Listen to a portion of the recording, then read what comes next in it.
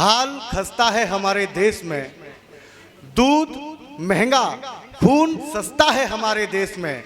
राजा फकीर और पागलों को छोड़कर कौन हंसता है हमारे देश में, कौन हंसता है हमारे देश में।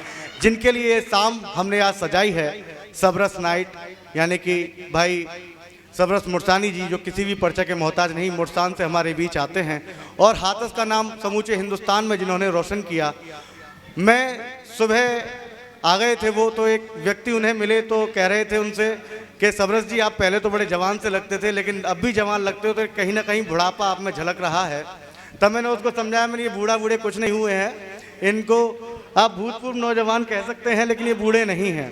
तो मैंने उनको 4 पंक्तियाँ सुनाई कि बुढ़ापे की निदाओं को कोई मासूम क्या जाने, यहीं आकर के मंजिल का पता मालूम होता है, और जवानी में और बुढ़ापे में बस इतना फर्क होता है, ये कश्ती पार होती है, ये बेड़ा गर्क होता है, ये कश्ती पार होती है, ये बेड़ा गर्क होता है। आपने निश्चित तौर पर किसी न किसी माध्यम से सबरस मुर्सानी जी को सुना होगा, और हमारे आदरणीय डॉक्टर गावर साहब हर वर्ष मेले में कवि सम्मेलन कराते हैं, जाट सम्मेलन में, उसमें उसके वो संयोजक रहते हैं, और पिछले 2 वर्ष से मुझे मौका मिल रहा है उसमें जाने का। तो पूरा कार्यक्रम हमारे सबरस जी देखते हैं, वही संभालते हैं। वो हास्य और व्यंग के एक अद्भुत कवि हैं। जब व्यंग की बात आती है तो व्यंग की बात वो किस तरह से कह देते हैं, आपको पता ही नहीं चलेगा, हंसते हंसते कहाँ आपकी आंखें नम कर दें और कहाँ आपको चुटीले शब्दों से घनघोर या समावेश में बांध कर रख दें। वो कहते हैं, या किसी कवि ने कहा भी है, जब हास्य और व्यंग की पंक्तियां आती हैं कि मंच जब से अर्थदायक हो गए हैं, तोतले भी गीत गायक हो गए हैं, और राजनीतिक मूल्य कुछ ऐसा गिरा, जेब कतरे तक विधायक हो गए हैं, जेब कतरे तक विधायक हो गए हैं।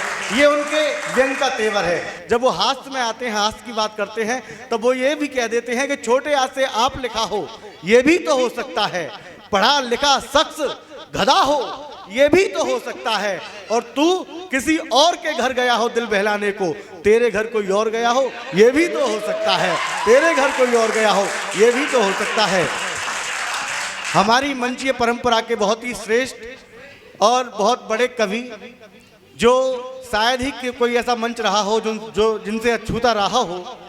मैं और भाई प्रवीण प्रज्ञार्थू एक बार सफ़र में जा रहे थे, साथ में हमारे सबरस मुर्सानी जी थे। बहुत ही गंभीर बात मैं आपको बता रहा हूँ, वो बहुत सत्य बात है। मैं और प्रवीण पांडे जी एक बाहर कवि सम्मेलन में जा रहे थे। आदरणीय सबरस मुर्सानी जी की नाइट जैसे यहाँ हो रही है, वहाँ भी हो रही थी। लंबा सफ़र था, मैं गाड़ी चला रहा था। मैंने दादा से कहा, मैं दादा चलो लंबा सफ़र है, चाय पी लेते हैं। तो एक जगह हमने चाय पी। उस चाय की दुकान के बराबर में एक कुआं था, कुएं पे तमाम भीड़ लगी हुई थी, और उस भीड़ को देखकर मेरी जिज्ञासा बढ़ी। मैंने चाय वाले से पूछा, ये इतनी लंबी चौड़ी भीड़ किस लिए लगी हुई है? तो उन्होंने कहा कि अगर आपको इसके बारे में जानना है तो आपको कुएं तक जाना होगा। तो मेरी जिज्ञासा थी उस कुएं के बारे में जानने के लिए। मैं, प्रवीण भाई और दादा हमारे सबरस मुर्सानी जी तीनों उस कुएं तक पहुँचे। जब हम तीनों उस कुएं तक पहुँचे तो वहाँ देखा कि सभी लोग अपनी आवाज़ लगा रहे थे। वहाँ से लौट करके 3 या 4 बार आवाज़ वापस आ रही थी। तो मेरी जिज्ञासा और बढ़ी। मैं पास गया, मैंने आवाज़ लगाई, डॉक्टर नितिन मिश्रा। कुएं से आवाज़ आई, doctor Nitin Mishra, doctor Nitin Mishra, doctor Nitin Mishra. फिर इसी बीच प्रवीण भाई हमारे वहीं मौजूद थे, उन्होंने आवाज़ लगाई कि प्रवीण पांडे प्रज्ञार्थू। आवाज़ वापस आई, प्रवीण पांडे प्रज्ञार्थू, प्रवीण पांडे प्रज्ञार्थू, प्रवीण पांडे प्रज्ञार्थू। दादा बेचैन हुए। दादा बोले, यार मुझे भी आवाज़ लगानी चाहिए, सबकी आवाज़ वापस आ रही थी, मुझे भी आवाज़ आनी, मेरी सुननी चाहिए किस तरह से मेरी आवाज़ आती है। तो उन्होंने कुएं में आवाज़ लगाई, सबरस मुर्सानी। सच मानिए, आवाज़ वापस नहीं आई। फिर दोबारा उन्होंने प्रयास किया, सबरस मुर्सानी, आवाज़ नहीं आई। तीसरी बार उन्होंने प्रयास किया, सबरस मुर्सानी, आवाज़ नहीं आई। तो सबरस जी मुझसे बोले, यार नितिन तुमने आवाज़ लगाई, आवाज़ वापस आई, प्रज्ञार्थू ने आवाज़ लगाई, आवाज़ वापस आई, मेरी आवाज़ क्यों, जब मैंने लगाई तो क्यों वापस नहीं आई? तो मैंने कहा कि साहित्य के क्षेत्र में, कविता के क्षेत्र में, मंचीय क्षेत्र में डॉक्टर नितिन मिश्रा का जवाब हो सकता है, प्रवीण पांडे प्रज्ञार्थू का जवाब हो सकता है, लेकिन सबरस मुर्सानी का कोई जवाब नहीं हो सकता। एक बार जोरदार तालियां आप सबरस मुर्सानी जी के लिए बजाएं। मेरा यह अनुभव है। अब क्या आपके कानों में आकर कहूँगी ताली बजाओ?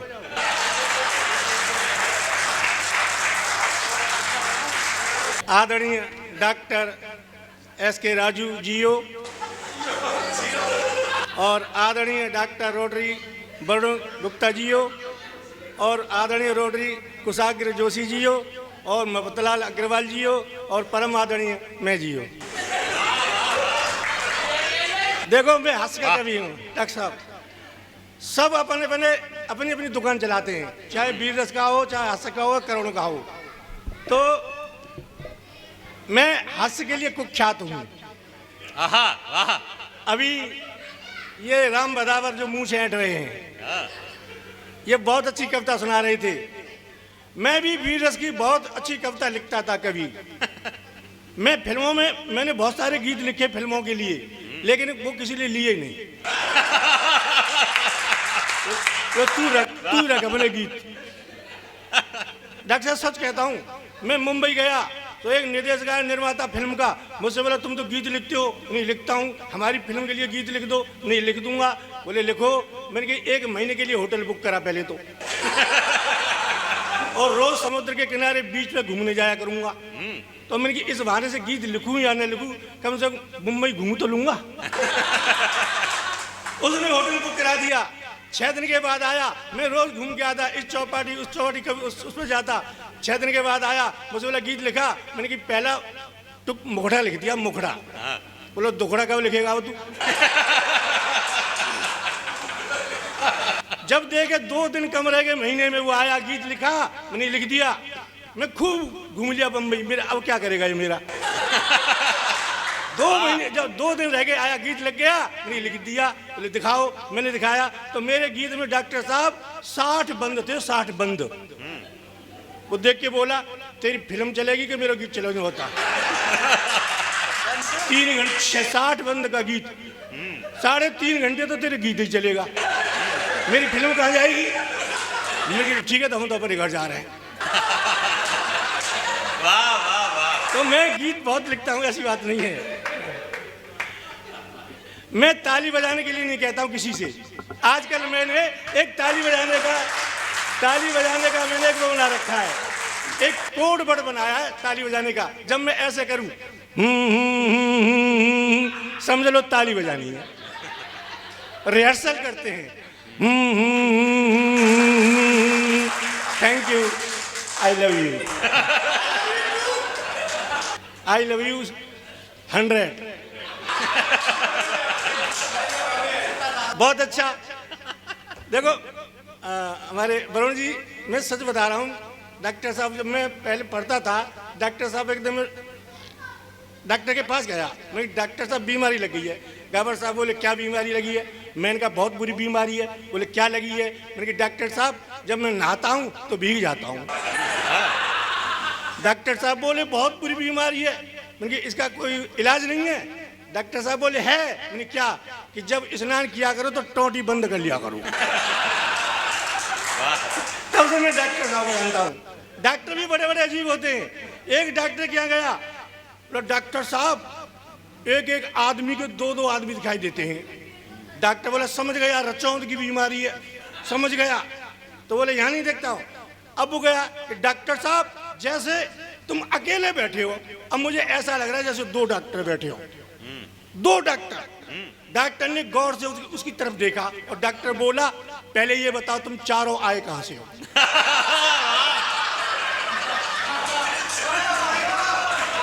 तुम चारों आए कहां से हो? वाह वाह। इतने में कंपाउंडर आया, बोला 20-20 बताओ, 2-2 करके आओ। चलो इतनी भीड़ मत करो, यहाँ पे 2-2 करके आओ। सच में गया। एक बढ़िया गई डॉक्टर के पास। डॉक्टर बोला तुम्हारे पेट का ऑपरेशन करना पड़ेगा दादी।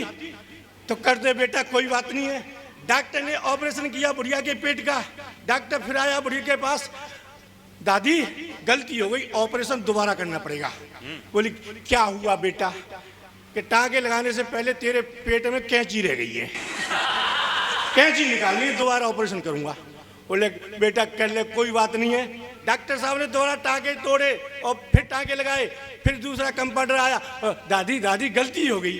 बोले क्या? डॉक्टर साहब बताएंगे। डॉक्टर आके बोले दादी अब की चीमटी रह गई है। बुढ़िया परेशान गुस्सा होकर बोली बेटा ऐसा कर चैन लगा दे।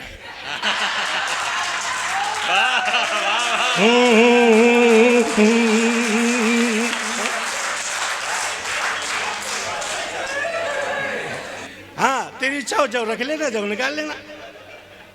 राम बदावर मुझसे कह रहे कितनी बीरस की कविता पढ़ते हैं, बहुत अच्छी। मैं पहले पढ़ा करता था, जब मैंने डॉक्टर साहब की बीरस की कविता लिखी थी, ये नितिन मिश्रा संचालन कर रहे थे, बोले अब आपके सामने सबरस मुरसानी आ रहे हैं, वो बीरस की कविता सुनाएंगे। अब मैं जो है कविता लिखी नहीं डॉक्टर साहब मैंने, अब मुझे याद नहीं, एक लाइन याद कर ली और ऐसे कागजी घड़ी करके घर पे छोड़ाया, तकिया के नीचे रह गई। बोले अब सबरस मुरसानी आ रहे हैं। अब मैं आया, मैं बीरस की कविता सुना रहा हूं। मैं पूछ रहा हूं कब तक जारी मेरी जंग रहेगी। वाह। मैं पूछ रहा हूं कब तक जारी मेरी जंग रहेगी। अब वो कागज घर पे रह गया। श्रोता ये सोचे अब आगे क्या बोले, अब मैं बोलूं तो क्या बोलूं। जब कविता नहीं मिली मुझे गुस्सा आया, मैंने फिर कहा मैं पूछ रहा हूं कब तक जारी मेरी जंग रहेगी। एक श्रोता बोला जब तक तेरी लुगाई तेरे संग रहेगी। वाह वाह वाह वाह वाह।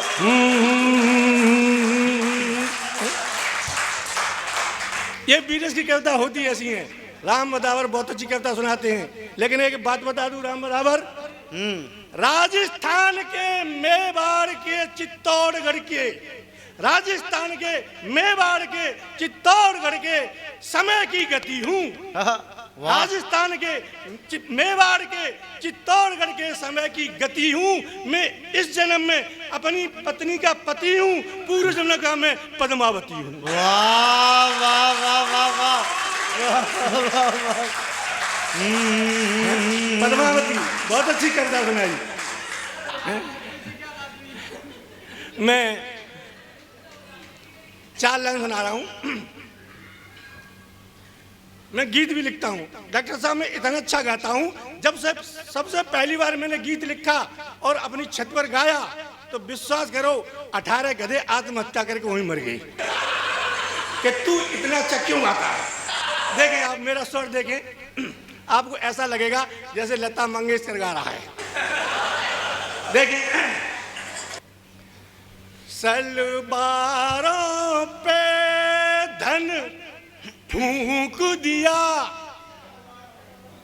सलवारों पे धन फूंक दिया, जुल्फों में खुद को फंसाया है।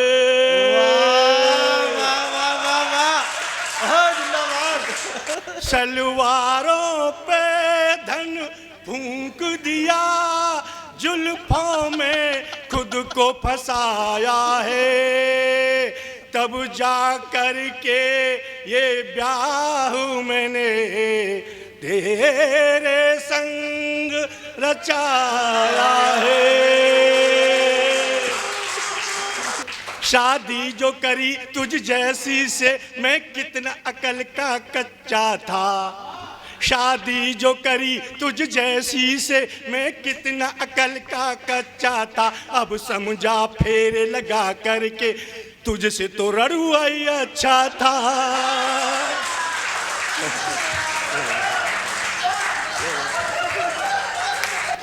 वाह वाह वाह वाह, बहुत सुंदर दादा, बहुत सुंदर। सच में कोई जवाब नहीं। I love you. अब समझा फेरे लगा करके तुझसे तो रड़ुआ ही अच्छा था। ओ पत्नी मेरी क्यों जुल्म करे, तेरा खसम तो घिसता रहता है। ओ पत्नी मेरी क्यों जुल्म करे, तेरा खसम तो घिसता रहता है। तेरे बेलन की इस चक्की में ये हरदम पिसता रहता है।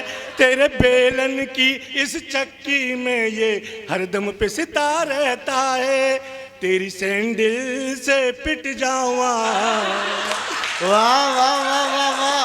अरे वाह, तेरी सैंडल से पिट जावा, तेरी चप्पल से मिट जावा, मत इतना मुझको मार तू। वाह। मेरी चड्डी ये फट जावा, मेरी हड्डी ये टूट जावा, मत इतना और मुझे मार तू।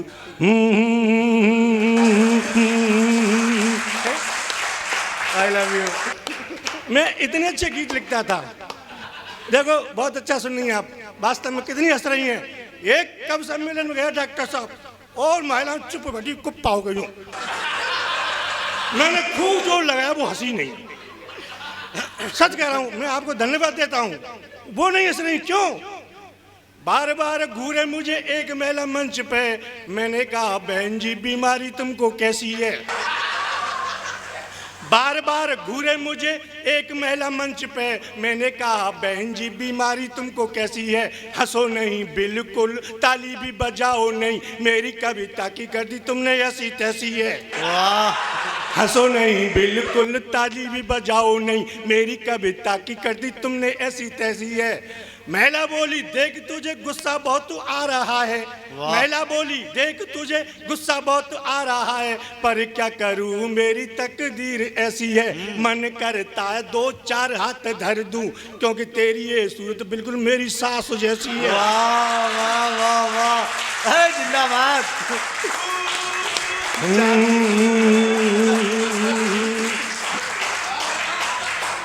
मैं देखो मैं 3 तरह के गीत गाता हूं, सुर के, असुर के, ससुर के। मैं एक गीत सुनाना चाहता हूं। इसकी मूंछें कितनी अच्छी हैं, राम बराबर। ऐसी मूंछें किसी की नहीं होंगी। 6:35 हो रहे हैं। घड़ी प्रवीण, ये मूंछें होती हैं डॉक्टर साहब, कई प्रकार होती हैं। जैसे मुच्छ, जैसे तुच्छ मुच्छ, एक समुच्च मुच्छ, एक गुच्छ मुच्छ, एक पुच्छ मुच्छ। ये समय बता दी है घड़ी।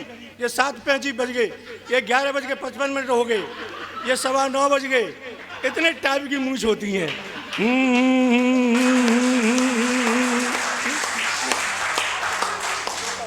जो लोग हिंदी नहीं जानते वो देश चलाने की कोशिश कर रहे हैं।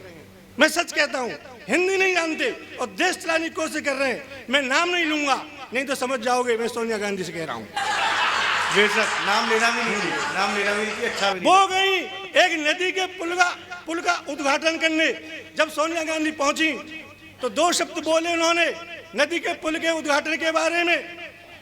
भाई और बहनों, आज मुझे बड़ी खुशी हो रही है, आज हम नर्मदा के। वाह नर्मदा, वाह वाह। पत्रकार बोला नर्मदा बोलो, नर्मदा मत बोलो। अब वो हिंदी नहीं जानते और देश चलाना सोच रहे हैं। अब वो गई है कि नए प्रदेश का उद्घाटन करने के लिए। वहां जाकर के क्या बोलती हैं? मेरे देशवासियों, आज हमें बहुत खुशी हो रही है क्योंकि आज हम नए प्रदेश तेल लगाना बोलो तेलंगाना, बोलो तेलंगाना।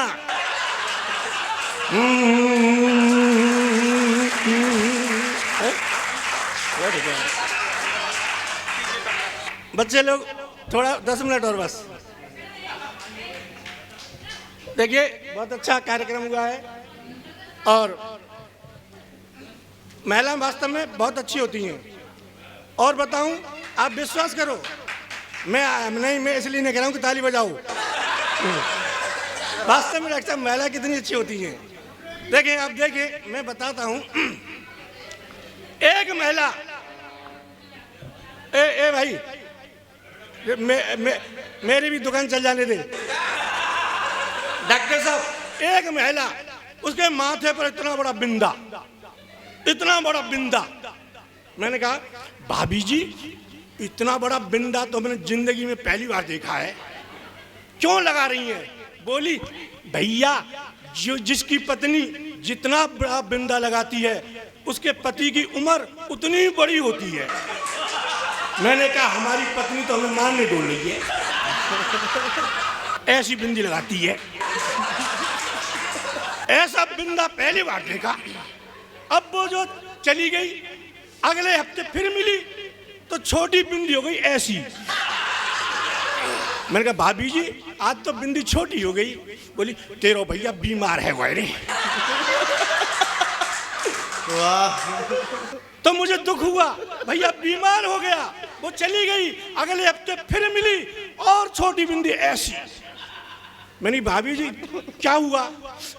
देख अस्पताल पहुंच गया तेरा भैया, अस्पताल। मुझे बहुत दुख हुआ, अगले हफ्ते मिली ऐसी बिंदी जैसे पेन से पॉइंट लगा दिया हो। मैंने भाभी जी क्या हुआ? इमरजेंसी में भर्ती है रे, इमरजेंसी है। मेरी आंखों में आंसू आ गए, चली गई, अगले हफ्ते फिर मिली इतना बड़ा बिंदा। मैंने भाभी जी क्या हुआ? दूसरा ब्याह कर लो रे मैंने तो।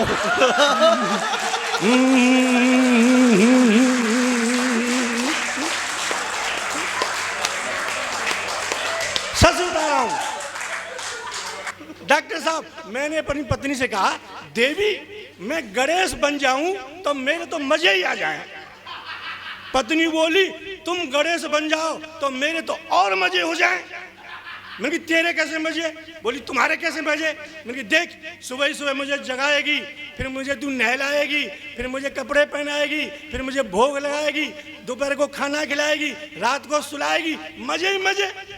पत्नी बोली तुम गणेश बन जाओ तो मेरे मजे सुनो, तुम्हें सुबह सुबह जगाऊंगी, फिर तुम्हें मैं नहलाऊंगी, कपड़े पहनाऊंगी, भोग लगाऊंगी, खाना खिलाऊंगी, और जब विसर्जन को दिन आवे वो नदी में बहा के दूसरे गणेश जी ले आऊंगी।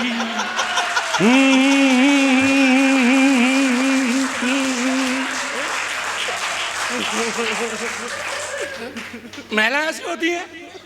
खैर महिला देखो, मैंने बताया बुढ़िया कैसी है। वो बुड्ढे का चित्र दीवार पर टंगा हुआ, महीनों से धूल जम रही उसके मुंह पे। अब वो बुढ़िया जो थी उसका जो बरसी होता है क्या होता है, उसका वो मरण दिवस आया तो बुढ़िया ने बुड्ढे की तरफ देखा और बोली मोगू छोड़ के चलोगो, अकेली छोड़ को तो क्या पता मैं कैसे रह रही हूँ। बेटा पिंकू बाबा की तस्वीर उतार दे, आज इनको दिवस है, स्मरण दिवस, तेरे बाबा से प्यार करूंगी। पिंकू ने बाबा की तस्वीर उतार ली। बुढ़िया ने अपना आंचल लेकर के तेरी तो तू कैसे रहते हो, मुझे देख मैं कैसे रह रही हूँ, आजा प्यार करूंगी आजा। और तस्वीर पहुंच के अपने मुंह की तरफ तस्वीर को लाई, तस्वीर के पीछे ततैया बैठा था। बुढ़िया ने जैसे प्यार में चूमने को मुंह किया, ततैया ने बुढ़िया की नाक पर डंक मार दिया और बुढ़िया ने तस्वीर फेंकी और बोली मेरे गो पर ओट पाए नहीं छोड़े तेने।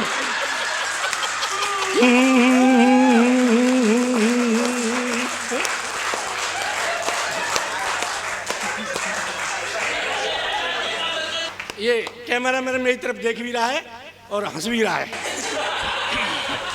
लेकिन एक बात बताऊं, ये जो मेरी फोटो खींच रहे हो ना, इसकी एक बड़ी फोटो बना लेना और अपने बेडरूम में लगा लेना, क्योंकि तुम सारी रात घर से बाहर रहती हो। घर में एक आदमी का रहना बहुत जरूरी है। और मैं तो ये कहता हूँ कैमरा उसके भी पास होगा, वो कोई खास सीन खींच रहा होगा, तुम मेरी फोटो यहाँ खींच रहे हो, तुम्हारे घर कोई और खींच रहा होगा। वाह वाह वाह वाह वाह, जिंदाबाद। हमारे मफतलाल जी बैठे हैं, ये सारथी परिवार बिस्वाड़, ये अग्रवाल हैं, एक साल में बहुत कब सम्मेलन कराते हैं। ये बहुत स्नेही आदमी है। मैं इनकी उपस्थिति में एक 6 लाइन का गीत सुना रहा हूँ और मैं 6 लाइन जो कहता हूँ 6 पेज से कहता हूँ, 3 घंटे सुनाता हूँ। डॉक्टर साहब सो जाओ सो जाओ, जब जाऊंगा एक नींद पूरी हो जाएगी तुम्हारी सही में। अब मेरी पत्नी बोली फालतू बातें करते हो, जिंदगी में कभी नहीं तुमने गीत लिखा। वो प्रवीण प्रज्ञासु कितने अच्छे गीत लिखते हैं और नितिन मिश्रा कितने अच्छे से लिखते हैं, तुमने ऊट पटांग बातें लिखी। तो पत्नी ने चैलेंज किया तो मैंने एक गीत लिखा, राग। हमारे ब्रज में राग बहुत पसंद है। तो मैंने कहा सुन, मैंने एक गीत लिखा है, बोले सुनाओ। जैसे गीत क्या शुरू, पत्नी बोली यहाँ मत रहे को रिचो के हमें ना चलो रहे कि वो तुम्हारो। अब मैं गया प्रवीण प्रज्ञासु के घर, मेरी पत्नी गीत नहीं सीखने दे रही है धुन। बोले मेरे कमरे में सीख लो। इसके कमरे में जैसे गीत क्या शुरू, सामने वाले पड़ोसी की भैंस शुरू। अब मैं चुप, डॉक्टर साहब वो भैंस चुप। अब मैं फिर शुरू और भैंस फिर शुरू। ऐसे ही मुझ में और भैंस में आधा घंटा तक आदान प्रदान होता रहा। मैं चुप, भैंस चुप, मैं शुरू, भैंस शुरू। मुझे गुस्सा आया, मैं पड़ोसी के पास गया, मैंने कहा भाई साहब तुम्हारी भैंस भी क्या चीज है, हम शुरू तुम्हारी भैंस शुरू, हम चुप तुम्हारी भैंस चुप, आखिर बात क्या है। तो भैंस वाला बोला भाई साहब ये जो भैंस है ना तुम्हें अपना पड्डा समझ रही है। वाह ओ मैंने कहा वो ये मुझे पड्डा नहीं समझ रही। बोले क्यों? मैंने कहा तेरी भैंस संगीतकार है, ये संगीत दे रही है। मैंने कहा लक्ष्मीकांत प्यारेलाल जैसा संगीत दे रही है। बोले कैसे? मैंने कहा देख तेरी भैंस को गीत सुनाता हूँ और ये संगीत बजाएगी। तो बोले कि दिलवाओ। तो भैंस के सामने मैंने गीत गाया, हैरी जहाँ की प्रीत सदा मैं गीत वहाँ के गाता हूँ, भारत का रहने वाला हूँ, भारत की बात सुनाता हूँ। भैंस बोली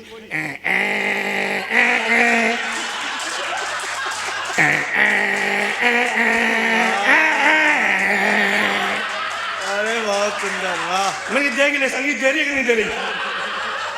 अब वो भैंस का पड्डा मेरी तरफ देखे, ओ मैंने कहा ये भी संगीतकार है।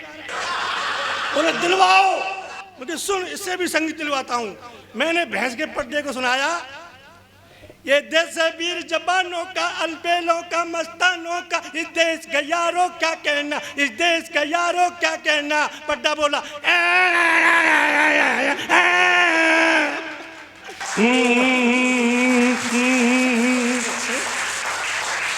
ये चीज पैदा होती है। और अंत में देखो समय की कीमत पहनना चाहिए। डॉक्टर साहब समय है, बेशक समय की कीमत पहचानी चाहिए। जो समय की कीमत नहीं जानता वो कुछ नहीं जानता।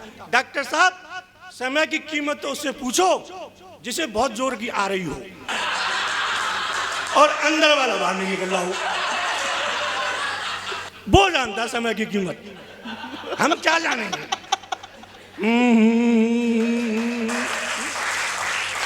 बहुत अच्छे आपने मित्र चाइना वालों पे नहीं नहीं आज जो कह रहे हैं वो चाइना वाली मोहब्बत। अब देखो चाइना की मोहब्बत क्या सुना, हम चाइना से संबंध खत्म हो गए हमारे। अब तो मैं ये कह सकता हूँ कि आई लव यू का कहाँ पे हुआ आविष्कार, गुरुजी ने पूछा हम बोले हुआ चीन में। ये आई लव यू कहाँ पैदा हुआ था? आई लव यू का कहाँ पे हुआ आविष्कार, गुरुजी ने पूछा हम बोले हुआ चीन में। गुरु बोले तेरे पास इसका प्रमाण क्या? हमने कहा गुरु सुनो एक सीन में कि आई लव यू में सारे गुण चाइनीज, आई लव यू में सारे गुण चाइनीज, गारंटी ना वारंटी ना ही किसी दीन में। आई लव यू में सारे गुण चाइनीज, गारंटी ना वारंटी ना ही किसी दीन में। चले तो ये सालों साल तक चल जाए, बना टूट जाए बस दिन 2 या 3 में। चले तो ये आप विश्वास करो। जय हो जय हो। मैं एक गीत सुनाई देता हूँ डॉक्टर साहब। भाजपा जीती, सपा हार गई, कांग्रेस हार गई और लोक दल हार गया, सब पार्टी हार गई, केवल भाजपा जीती। अखिलेश यादव उन्होंने बुआ से कर ली दोस्ती, हाँ बुआ ही है वो, और मुलायम सिंह उसके विरोध में। मुलायम सिंह मुझे बोले, मैंने कहा दादा अखिलेश ने और राहुल से दोस्ती कर ली है। तो मुलायम सिंह बोले हमारा अखिलेश तो बाबर है, सोनिया गांधी से नहीं करी, अपने छोरा को इतकू मत भेज, पन्ना बांधी, हारेगो। तब ये बात सुनी अखिलेश ने कि मुलायम सिंह मुझसे ऐसे कह रहे हैं, तो अखिलेश बोले पिताजी से चुप रहो नहीं तो अनाथ आश्रम में भेज दूंगा। तब अखिलेश जी क्या कहते हैं सुने, 4 लाइन लिखी मैंने।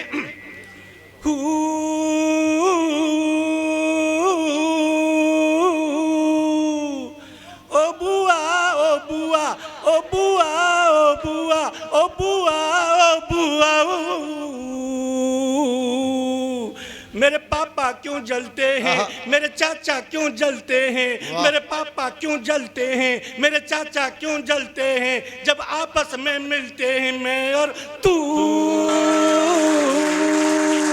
वाह वाह वाह वाह। मुझे तो भाई साहब आप वास्तव में बहुत अच्छे लग रहे हैं, ऊ कर रहे हैं, मुझे ऐसा लग रहा है रात को 3 बजे पत्नी से ऊ लगने लग जाएगा।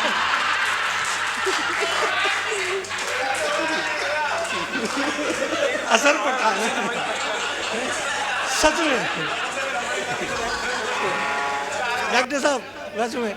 हाँ मैं एक सुना रहा हूँ, देखो कभी जो होते हैं डॉक्टर साहब लेट आते हैं। मुर्सान का मास्टर बोला सबरस जी हम छोटे बच्चों को प्राइमरी में ले जाते हैं, आना फ्री, जाना फ्री, खाना फ्री, किताब कॉपी फ्री और वजीफा मिलता है, फिर भी प्राइमरी के छोटे बच्चे क्लास में से घर भाग जाते हैं। तो मैंने कहा मैं क्या करूं, तुम कभी हो क्यों भाग जाते हैं। मैंने कहा तू अच्छी तरह नहीं पढ़ाता होगा। बोला चलो देखो अच्छी तरह पढ़ाता हूं। मैं गया, प्राइमरी के बच्चे सामने बैठे। अच्छा डॉक्टर साहब प्राइमरी के बच्चों को बिना मात्रा के बिना डंडा के पढ़ाया जाता है। तो मास्टर से कहा नहीं पढ़ा, उसने चौक उठाया, ब्लैक बोर्ड पर लिखा मास्टर ने घर पर चलो, सब चले गए। वाह वाह वाह वाह। मैंने कहा तू पढ़ाई ऐसे रहा है। बोले ऐसे ही पढ़ाते बिना मात्रा के बिना डंडा के, घर पर चल।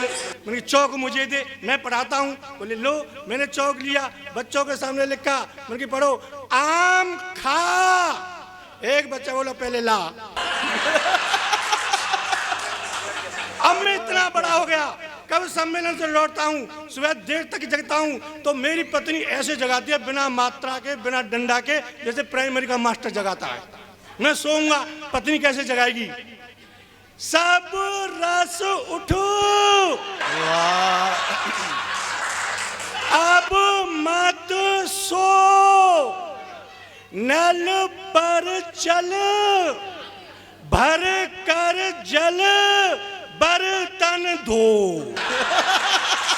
अब मत सो। वाह वाह वाह वाह। अंत में चैलेंज देकर मैं अपना अंतिम संस्कार कर रहा हूँ। डॉक्टर साहब मैं कह रहा था कि भाजपा जीत गई, कांग्रेस हार गई, लोकदल हार गया, सपा हार गई, तो जो है सबसे पहले वो राहुल गांधी गए ज्योतिषी के पास। ज्योतिषी भैया हमारा हाथ देखो। ज्योतिषी बोला हाथ की बात तो छोड़, तू तो मुंह दिखाने लायक नहीं है।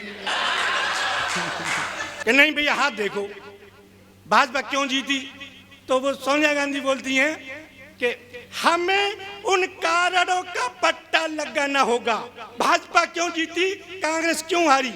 सोनिया गांधी ने हाईकमान की मीटिंग बुलाई, करोड़ों रुपए खर्च कर दिए, कोई नेता नहीं बता पाया ये कांग्रेस क्यों हारी। सिर्फ मुझे पता है। बताऊं क्यों हारी डॉक्टर साहब, लोगों ने वोट नहीं दिए। वाह, सीधी बात है, वोट नहीं दिए। क्या कांग्रेस हार गई। मौलिक चिंतन है। वाह।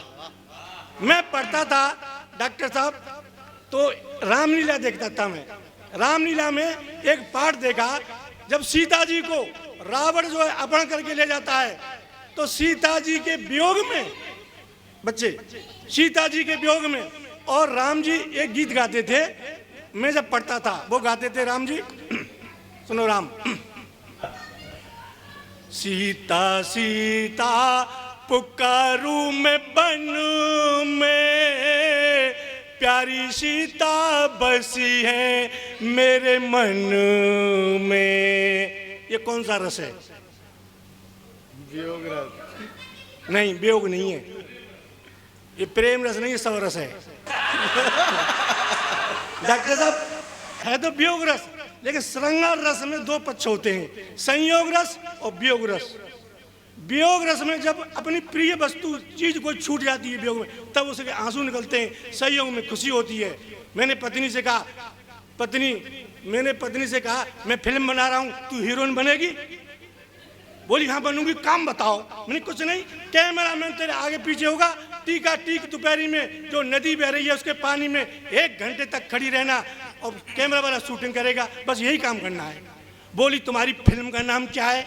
मैंने गई भैंस पानी में। कुप्पा होके मुंह फुला के 7 दिन तक नहीं बोली और मुझसे बोली देखो जी, मैं तुम्हें 7 दिन तक घर में न दिखाई दूं तो तुम्हें कैसा लगेगा? मुझे बड़ी खुशी हुई, 7 दिन तक नहीं दिखाई दे, मुझे देवी ओ मैं तो फूला नहीं समाऊंगा, बड़ी खुशी होगी, कौन सा दिन आएगा? डॉक्टर साहब 7वें दिन जब मेरी आंखों की सूजन पटक गई तब पत्नी दिखाई दी।